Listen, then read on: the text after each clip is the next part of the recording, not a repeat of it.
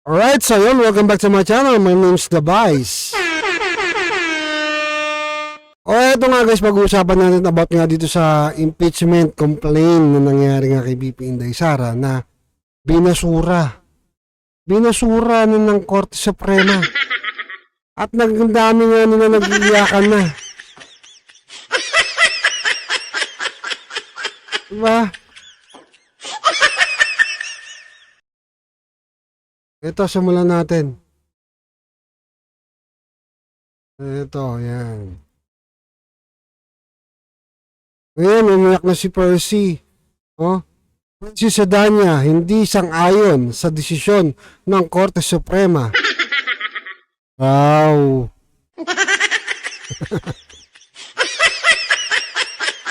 Pag nakikita ko yung pagmumukha nito ni Percy, kakaiba talaga eh, no?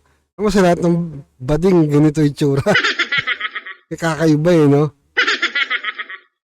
O, basahin natin. Ito, basahin natin. Kakaunti na nga lang ngayon ang mekanismo ng para panagutin ang mga nang-aabuso sa kapangyarihan tapos pahihinain pa natin. Grabe, no? Sipin niya mga kababayan na ito yung ano, 'di ba, yung sentimento niya na sinasabi ni Percy Lapid tuloy. Percy Sedania. Sorry naman, sorry. Ni Percy, no? At bukod nga dyan mga kababayan, talagang nag-iiyakan na sila isa-isa. Ganun talaga. Isa. Dami. Ito yung mga pinagkukuha muna natin para bigyan natin ng reaksyon. Ayan, no? Leila de Lima, hindi sang-ayon sa desisyon ng Korte Suprema. Di ba?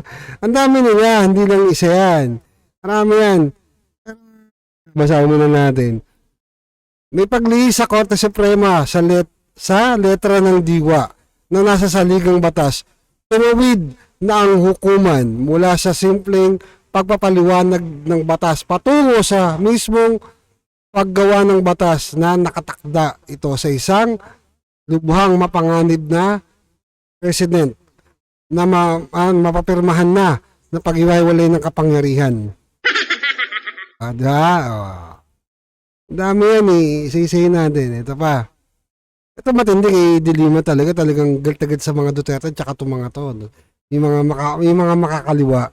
Alam niyo mga kababayan. Ano yung mga taong galit talaga na alam niyo yun? Kitang-kita naman eh. Bago natin pagpatuloy anin muna natin sa isa. Sorry, 3 lang yung kinuha. 4 tata to. Ayan, Joel Chua. Ayan, Joel Chua, hindi sang-ayon sa desisyon ng Korte Suprema. Ang dami niya hindi sang-ayon, no? Pero niya mga kababayan na, hindi sila sang-ayon doon sa pinakamataas na hukuman, diba, ng ating bansa. Parang ang dating ito, mga na-overpower itong mga to eh. Parang gusto nila sila lang yung masusunod. Diba? Basahin natin sinabi ni Joel Chua. Ayan. Bagamat hindi ako sang-ayon sa desisyon ng Korte Suprema, susundin pa rin ito dahil bilang isang abogado. Natakot baka madisbar ka bigla. Alam mo, ano rin to, nangangamba rin to eh. Kasi, di ba, pangalawang panalo niyan eh. Alam mo, uso sa Maynila yan. Uso sa Maynila yan, mga kababayan. Hanggang 2 term ka lang, yung pangatlo nawawala. Oo. Excuse lang, yan. Excuse lang. Excuse ha. Yan. So, usong-uso po talaga yan dito sa Maynila. Yung kumbaga sa pangatlong term mo, doon ka na nalalaglag. Hatching tuloy ako.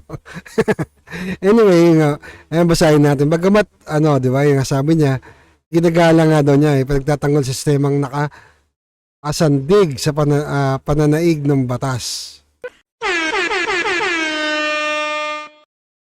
Alam niyo mga kababayan, may balita ako dito eh. Sa distrito niya. Mukhang may magbabalik yata dyan. Kaya kinakabahan to eh. Ha? Si Joel Chua. Ito pa isa. Oh. Yan, madami yung sila, hindi ko lang ho talaga kinuha na lahat. Kasi pag kinuha natin lahat, baka humaba eh. Sobre. Ayan, no? Di ba? Ang sabi ni Soto, di ba? Ni Senator Soto, yan. Kung ang Korte Suprema pwedeng galawin ang konstitusyon, abay dapat galawin na namin. Kami ay may kapangyarihan na gawin ito. Nanakot pa eh, no? Grabe, no? Nanakot pa siya. Ha? Yung bagay na yun na ang dami ho talaga nag-iiyakan. So, ito yung isang bagay na bakit siya parang nananakot ang dating niya. No? Dating tutol at suportado ni Soto ang pumapanig sa tsa-tsa matapos ang desisyon ng Korte Suprema. Di ba? Kasi napurnada eh. Napurnada siya eh. Kuha nyo? Di ba? Kumbaga, pag na-impeach si BP Inday, na-impeach si BBM, papalit ng ang mag-handle ng buong bansa ay yung SP, Senate President. Kaya pagkakataon niya na. Oh. Yun eh. Ito, panoorin nun natin yung sa balita. Ito, ayan. Nirerespeto naman ng mga kongresista ang desisyon ng Korte Suprema sa VP Sara impeachment. Live mula sa Batasang Pambansa, nangungun sa balita si News 5 House Correspondent Marian Enriquez. Marian, anong sabi ng House Prosecution Panel? Jiggy, tanggap naman daw ng House Prosecution Panel itong desisyon ng Korte Suprema at iginagalang daw nila ito. Ayon kay House Committee on Justice Chairperson Jervy Luistro, kailangang sundin ang desisyon ng Korte Suprema bilang final arbiter. Pakinggan natin itong pahayag ni Congresswoman Luistro. It only means that the first impeachment complaint is indeed dead already. It's quite frustrating, no? Just like what I hear from the rest of the... Kita nyo mga kababayan, ang dami nila nag-iiyakan. Yeah? Ang dami nilang at alam nyo mga kababayan, ipipilit nila yan. Ipipilit nila na ma-impeach talaga si BP Inday. Alam nyo bakit? Kasi wala namang ibang laban na sa pagka-presidente na nangunguna pa rin talaga ang isang BP Inday Sara at siya yung pinakamalakas na kandidato. So, kahit pagsamahin mo natin yung lumalabas na issue na balita ngayon na Unipink, hindi mo yan naabot, maniwala kayo mga kababayan. Kahit pagsama-samahin, gusto nyo lahat, patakbuhin nyo na eh. Si Untiveros, diba, si Tulpo, sino pa ba, si Sandro, si Torre, lahat po yan, patakbuhin nyo ng presidente para magkaalaman na. Diba? Patuloy natin to. 215, but nonetheless, we have to follow the decision of the Supreme Court. Ayon naman kay Manila Representative Joel Chua ay makikipagtulungan siya sa iba pang miyembro ng Justice Committee para nga ayusin itong impeachment rules alinsunod sa desisyon ng Korte Suprema. Sinigundahan naman ito ni Bukidnon Representative Keith Flores. Dapat daw maingat na maisulat at mailatag ang impeachment rules. Ayon naman kay ML Party List Representative Leila De Lima, technicality lang ang desisyon ng SC. Magagamit pa rin daw yung naunang ang impeachment complaint sa susunod na filing. Hindi rin daw ibig sabihin na vindicated o absuelto na si VP Sara sa isyong mga kinaharap niya. Jiggy. Yung ibang Sabi ko sa inyo mga kababayan, ipipilit nila yung impeachment na yan. Kasi nga, yun yung kinakatakot nila. Once na makabalik ang Duterte sa posisyon, lahat ng mga nangyaring kalokohan, diba, lalabas yan. Diba? Hindi lang yun sa issue ng flood control na pilit nilang tinatabunan ngayon. Hindi lang issue nun, hindi lang sa flood control, kundi doon sa mga, di ba, yung mga pinagagawa nito mga to, yung mga makabayan black. Tandaan niya yung nangyari doon sa Mindoro, ha? Yung, di ba, yung mga batang inano nila doon sa Mindoro, di ba, yung mga hinihikayat nila. At least, ito na yung katapusan nila pag umupo ulit ang isang Duterte. Bukod nga dyan, Yeah? Yung mga anomalya pa na mga nangyari, di ba? Yung mga nakaraang eleksyon. Lalabas at lalabas yan at marami pang lalabas na anomalya. Kaya yun na kinatatakot nito mga to kasi hindi nila kaalyado yung upo na presidente. Doon sila takot na takot. Tuloy natin. Mga complainant, anong hirit nila dito sa desisyon ng Korte Suprema? Jiggy, nanindigan itong Makabayan Block na isa doon sa mga nag-endorso ng impeachment complaint laban kay VP Sara na nananatiling ang valid itong grounds na inihain nila. Dapat daw papanagutin itong si VP Sara sa anilang paglustay sa confidential funds. At Sabi ko sa inyo, walang kamatayang confidential funds yan. Yung confidential funds sa 125, yun ang tinututukan pa rin nila hanggang ngayon. Diba? Kahit na pumasa na huya, paulit-ulit tayo, pumasa na yun sa COA, diba? Sinabi na nga ni Atty. Guanzon, ni Nanay Bing, na pumasa yun sa COA. Ano pa inaano nyo? Diba? Ano pang gusto nyo mangyari? Diba? Yun lang at yun pa rin, pero yung bilyon-bilyon, trilyon na nawawala, tapos ang daming ghost project na nangyari, parang sa kanila, hindi yun, parang baliwala. Ayaw nila busisiin yun, ayaw nila pag-usapan yun. Dito sila tutok na tutok.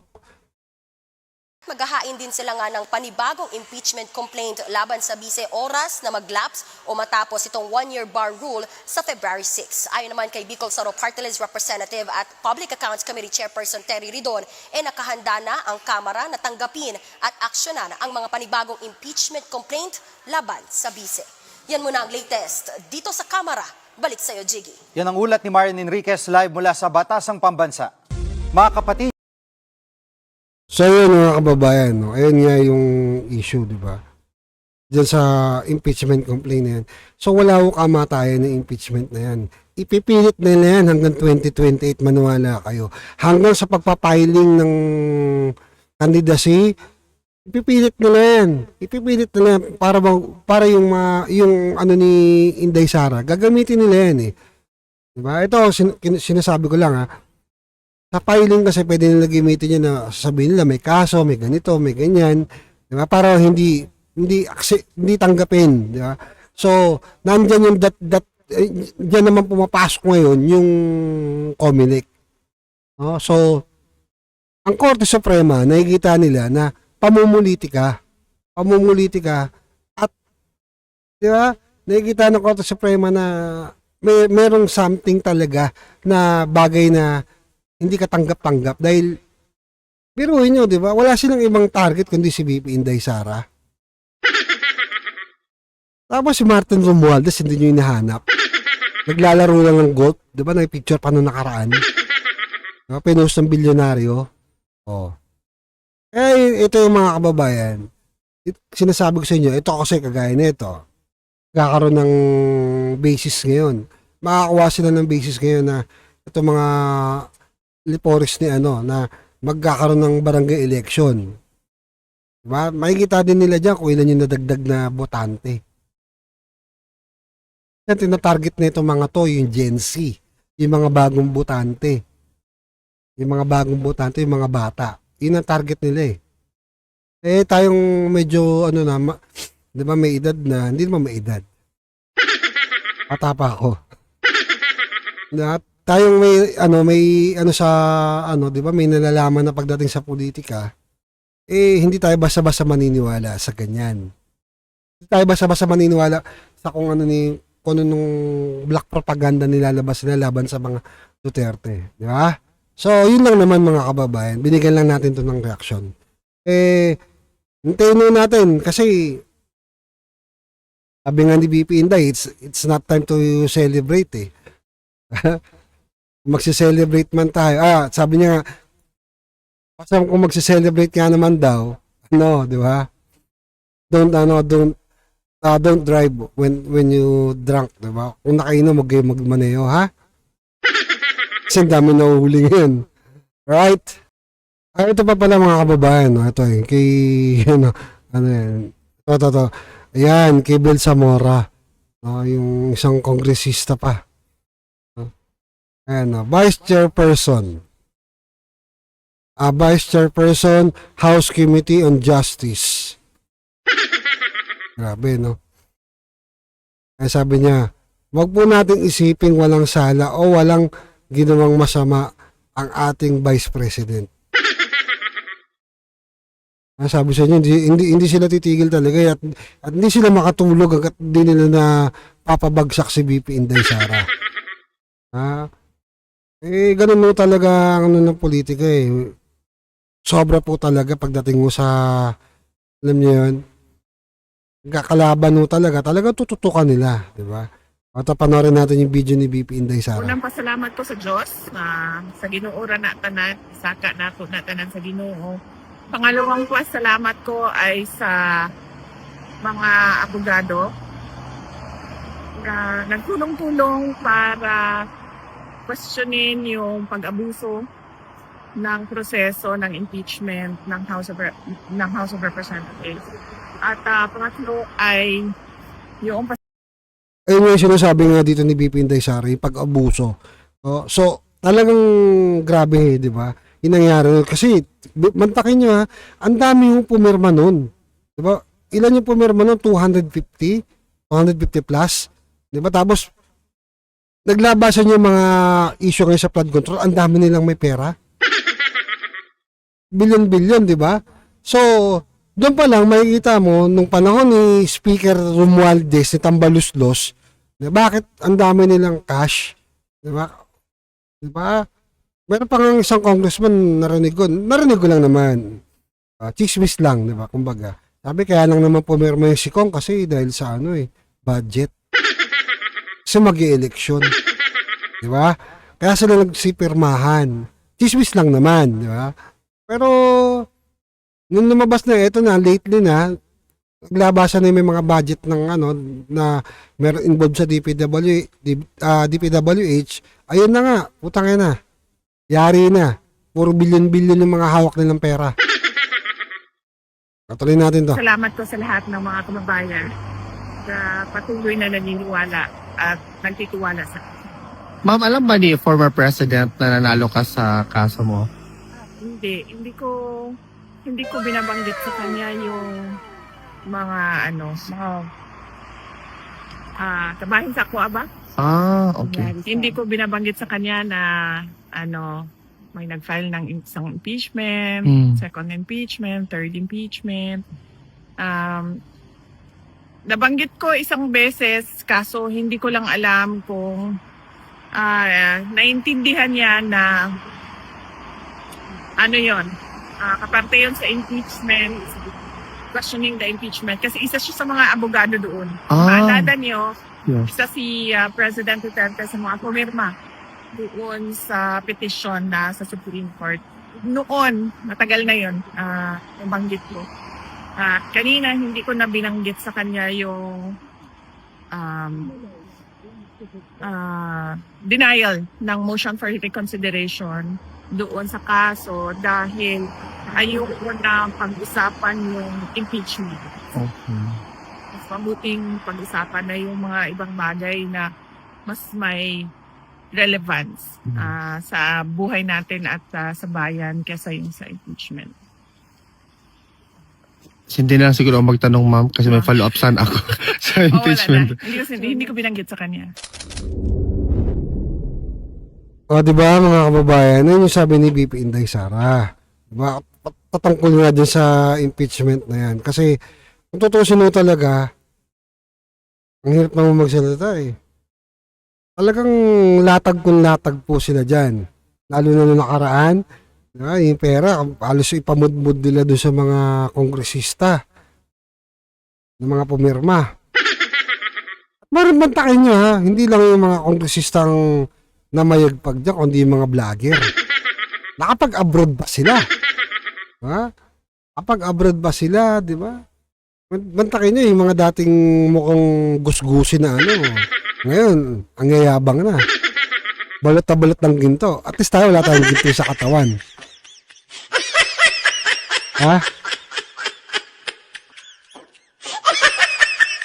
Wala tayong So, yun lang naman mga kababayan. At meron na naman iiyak na ito, malamang, no? Iiyak na naman na, alam mo yun? Lang ha? Iiyak na naman. Uy, tumunog. Tumunog tuloy. Sinunod ko muna, wait lang. Ayan, mag-iiyak na naman yung mga ano niya. Kasi, akin nyo, magkakasama na naman sila. Oh, na? Si Mayor Baste, tapos si Harold Espicio, Attorney Harold, Vice Mayor, di ba? Tapos si Kong Miao, di ba? Mag-iiyakan na naman yung mga ano dyan. Dahil, nakikita nyo, alam nyo, habang tumatagal ng tumatagal, lalong lumalakas ang persa ng Duterte. Ibis na humina, dahil doon sa nangyayari nga ngayon, di ba, na ginagawa nila panggigipit, kagaya ng impeachment, bukod nga dyan, yung kung ano ng paninira ginagawa nila sa mga Duterte, mas lalong lumalakas ang Duterte. Tandaan nyo ha, yung impeachment ngayon, halos yung ibang mga congressman noon na pumirma at may mga sinasabi noon na hindi maganda, parang lumalaylo na, di ba? Diba? Parang nananahimik na ibang congressman ngayon. Kasi habang tumatagal, makikita niyo mga kababayan, no, lalong lumalakas ang mga pwersa ng Duterte. Kaya nga merong bali-balita na, diba, yung sabi nga ni yung isang congressman na na si Boy Dila, parang hindi na excite, parang hindi na daw masyado ang mga kongresista. Sabi rin ni Tony Boy, ni Tony Boy. Toby Chanko, diba, sabi niya nga hindi na raw excited yung mga kongresista sa impeachment. Paano ba naman wala nang wala nang pirmahang magaganap na may allowance. Sino ba naman pipirma diyan tapos sa 2028 malalagay sa alanganin siya, di ba? Tandaan niyo mga kababayan, habang tumatagal, lalong lalakas lalo ang Duterte. Although malakas na po ang pwersa ng Duterte, marami pa pong magbabaliktaran diyan. Niwala kayo.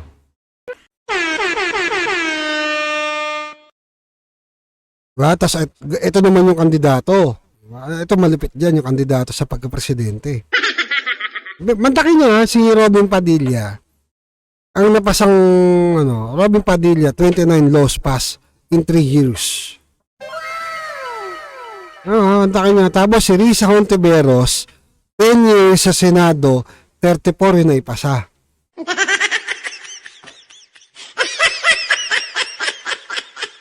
Ang tindi, di ba? Tindi, di ba? Di ba?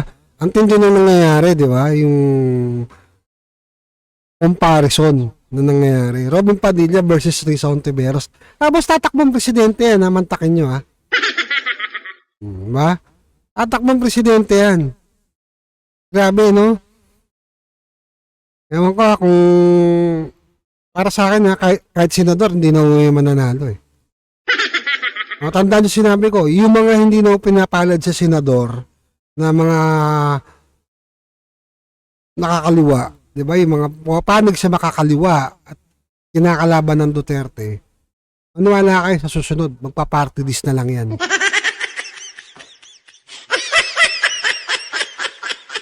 Gaya ni Jokno, ha? Dilima. Alam mo lang, hindi sila mananalo sa senatorial. Diba?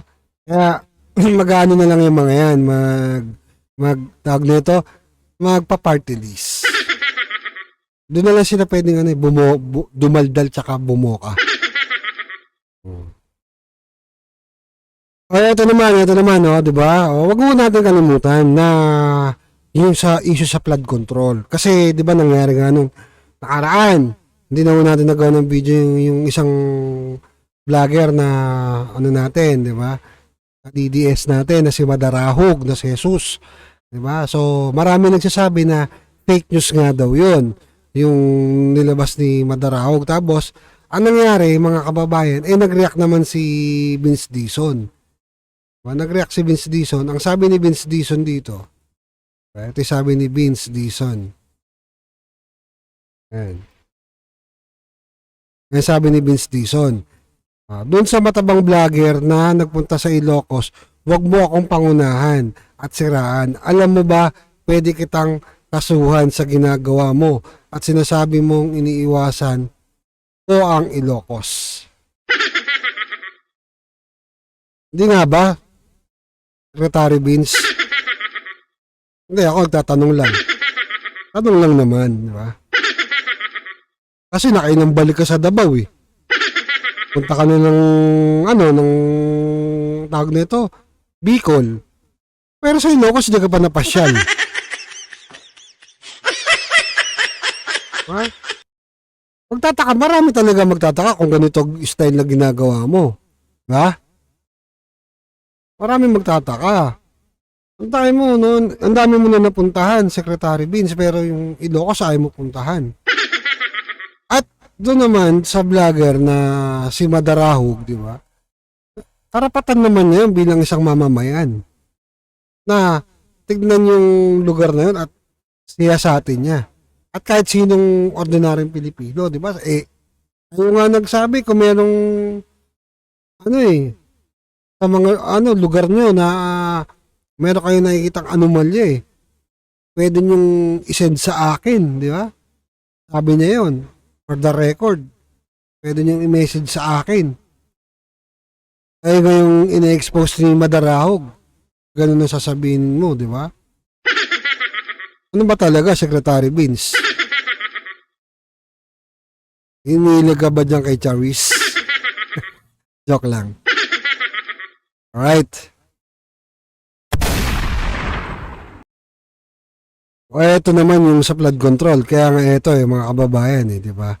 Yung kwento nga kay Madarahog, di ba? Ito. Magastos na, peligroso pa ang flood control project sa Arayat, Pampanga. Mula kasi nang gawin ang proyekto, 2 beses na itong gumuho. May mga bahay pang nadamay. Nasa frontline ng balitang Mantakin niya, 2 beses nang gumuho Ano yan? Ginawa, tas ni-repair, gumuho ulit. Yung una siguro walang bakal. Tapos ngayon nilagay ng bakal, ilan. Gumuho ulit. Hindi, joke lang. Ano rin natin yung balita? yan si Reynald Pawid. Bitak-bitak at gumuho na ang bahagi ng flood control project na ito sa gilid ng ilog sa barangay Kandating sa Arayat, Pampanga, August 2024. Unang nasira ang proyekto. Inayos ito nito lang December 2025. Pero, ang problema naman, Di ba sabi ko sa inyo? Di ba inayos ng December 2025? Gumuho ulit, di ba? Tapos may problema nga daw, sabi ni Secretary Vince. Pangalan natin. gumuho na, wala pang ilang buwan. Nakita nyo naman Doon, nagko-collapse na yung banda doon. Ito, nakikita nyo. Nagbibitak-bitak na yung mga simento dito. Diyan na pupunta yung tax namin, di ba? Kaya huwag kang magagalit, Secretary Vince, pagka meron sumisita. Kasi bilang ordinaryong Pilipino na, di ba, taxpayer, karapatan namin yun. Karapatan namin yun, di ba? Karapatan namin yun bilang mamamayan. Hindi dahil sa ina-expose namin, dahil binibigyan namin komento, huwag kayong maging balat sibuyas. Sa gitna ng muling pagguho ng flood control project, lumambot ang lupa sa gilid ng ilog at kasamang gumuho ang pundasyon ng mga bahay. Bagay na ipinag-aalala ng mga residente. Pag gabi, nakikitulog lang kami. Pag araw, doon lang kami umuwi. Sa gilid lang. Antakin nyo nakikitulog lang sila. Nakikitulog, tapos sa araw, doon na sila sa gilid. Diba? Tapos yung mga, yung mga congressman, ang sarap ng tulog, di ba? Sarap ng tulog, nasa kutsyon, di ba? Nasa, waterbird data. Waterbird. Waterbed. O sa malambot na kutsyon. Naka-aircon pa. Samantalang yung mga kababayan natin, na naghihirap, talagang, alam niyo yun, nakikitulog lang dahil sa pangamba, sa takot. Dahil nga dito sa flood control na to. Puntakin nyo yun. Tapos sila nagpapasasa sa pera natin, pa-abroad lang. Diba, sa pera ng taong bayan. Sarap buhay itong mga to Alam niyo, ito lang may kukwento ako mga kababayan. ano lang naman to, kwento lang naman. Pero may nagkwento lang din sa akin. May nagkwento lang din sa akin na naisakay ko. So sabi niya, alam mo, kuya, sabi niya sa akin, kuya, no? Pero mas matanda pa ako, mas matanda pa sa akin yun. Sabi niya, kuya, alam mo yung nakakulong na ano ngayon, pamangkin ng boss ko yun. Sabi niya, talaga, sir, sabi ko, pamangkin ng boss ko yun. Sabi, totoo yung mga ano na yun, kasi halos, magdamag yan sa casino sila. Tapos pupunta yan dito sa amin, di ba, sa subdivision, dito sa village, ang gagara ng sasakyan yan. Para bang magyayabang? Magyayabang, sabi niya. Sabihin siya, punas-punasan mo yung sasakyan ko, ha. Sabi nga nung nakakwentuhan ko. Tapos babatuan daw siya ng 1,000. Sabi, kita niyo yung ugali ng mga yun. Imbis na iabot na lang sa'yo, ibabato pa sa'yo. Kuya, punas-punasan mo, ha. Patoy ka 1,000.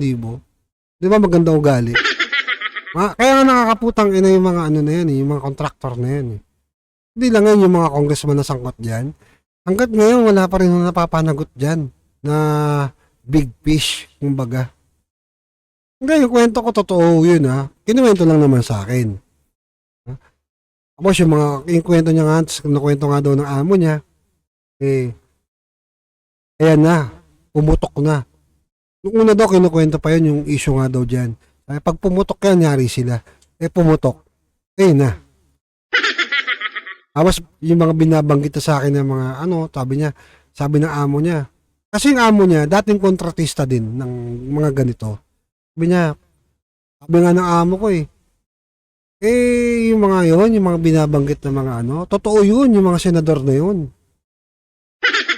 Grabe, no? Biro nyo, totoo pala yun. So, wala naman tayo pinapangalanan pero sinabi mga senador. Diba? Sabi niya kasi alam mo, sabi nga ng amo ko sabi niya. Kung tutusin nga yun noon, oo, may korupsyon. Sabi niya may ganyan tao talaga, sabi ng amo niya. May ganito talaga. May ganyan. Sabi niya, pero hindi ganyan kagarapal. Sabi niya, hindi daw ganun kagarapal, sabi ng amo niya. Na talagang ghost project. At wala kang makikitang proyekto. Hindi daw tulad noon, meron man daw, kickback lang. Kickback, pero nandyan yung proyekto, makikita mo. Pero ngayon daw talagang wala kang makikita. Grabe. Tuloy natin to, ha. Yung kwento lang naman sa akin yan. Kasi yung sa ilalim, wala nang laman. Nangako na raw ang kontraktor ng proyekto na Edmarie Construction na makikipagtulungan sa gobyerno para sa pagsasaayos ulit Sa Arayat pala yan, no? project. Pampanga. Sumulat sa Kita kay Arayat, office ng DPWH, Edmarie, at nagsabi siya, aayusin daw niya lahat ito na no cost to government. Una nang sinabi ng Edmarie Construction na tuloy-tuloy sila sa rehabilitasyon ng proyekto. Mga kapatid, ito na ngayon yung sitwasyon dito sa may residential area sa gilid nga nitong gumuhong flood control dito sa may barangay Kandating sa Arayat, Pampanga. Sabi ng mga otoridad, nasa 20 bahay na yung apektado nga nitong banibagong pagguho na ito ng lupa dito nga sa gilid ng ilog. Dahil sa sitwasyon ng lugar, rekomendasyon ng Department of Public Works and Highways sa lokal na pamahalaan. Baka kailangan natin mag-declare muna ng danger zone. No, dahil sa nakita natin last week. And then, baka kailangan nating mag-forced evacuation. Sa susunod na linggo, ilalabas na ng DPWH ang datos kung hanggang saan idedeklara ang danger zone sa Kandating. Inilalatag na rin ang relocation site para sa mga apektadong residente. Pansamantalang solusyon naman sa dike, ang paglalagay ng retention basin o man-made lake para may sumalo sa volume ng tubig sa ilog. Sa kalagitnaan naman ng inspeksyon ni Secretary Dizon sa Kandating, inanunsyo niya na rin ang pagsibak sa 3 DPWH personnel ng Pampanga District 2. Tumanggap umano ng kickback ang mga nasabing opisyal. And we will conduct a full-blown investigation.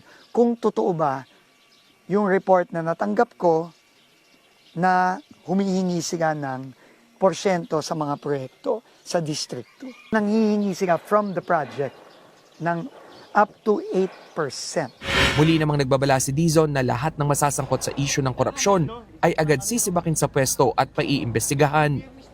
Nagbabalita mula sa frontline, Rainiel Pawid, News 5. Mga kapatid, Oh, di ba? Ayun yun, di ba, mga kababayan. At least, di ba, papanik na siya ng Ilocos.